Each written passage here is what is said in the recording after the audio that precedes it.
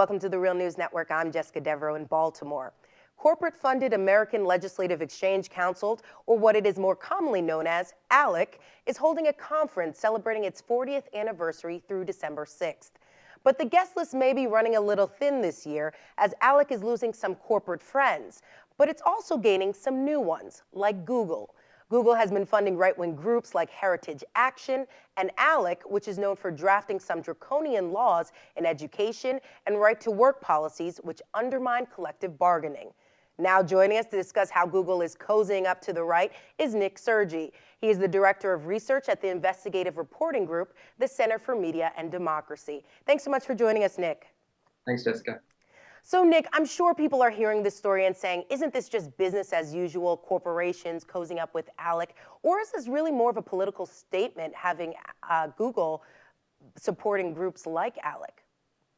Yeah, and I think for almost any other corporation, that would probably be true. A lot of corporations fund both sides, and they're unembarrassed about that. But Google has, for many, many years, really since its conception, held itself up to be a different sort of corporation. They spend a lot of time, effort, and cash trying to project this progressive image. They talk about the fact that they don't do evil, and over their history, they funded a lot of progressive groups, a lot of progressive causes. They're investing more than $1 billion in renewable projects. They like to tell the world about that, renewable energy projects. So it's very surprising that they are funding these groups on the right, and it is something that's new. It seems to have happened about 18 months ago. They hired a former two-term Republican member of the House from New York, who was seen as a pretty liberal Republican in New York, but it was New York. And she was hired in the Times, the New York Times at the time said that she was hired to lavish money from Google on selected Republicans, and that seems to be what has happened.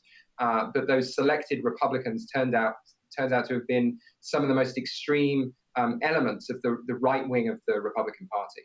And why the shift? I know you mentioned this is something new, but what sort of legislation would Google be interested in backing? Well, I mean, that's difficult to tell. Google is transparent voluntarily. They do announce to the world the groups that they're funding, and so in that sense, that's honorable. But they don't announce how much money they're giving, and they don't tell people why they're funding these groups. And some of these groups certainly do have sort of tech freedom issues that they may be interested in.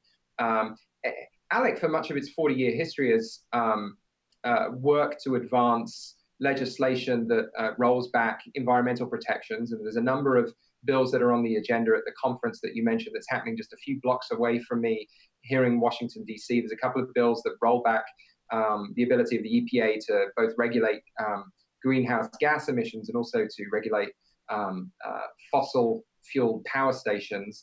There's some new anti-union bills, and there's a bill that goes after country of origin labeling. So when American consumers know where their products come from, they're able to make an informed decision. And this is very much seen as a threat to particularly the Canadian pork industry. And they've been pushing back quite significantly. And this bill has popped up on the agenda at ALEC.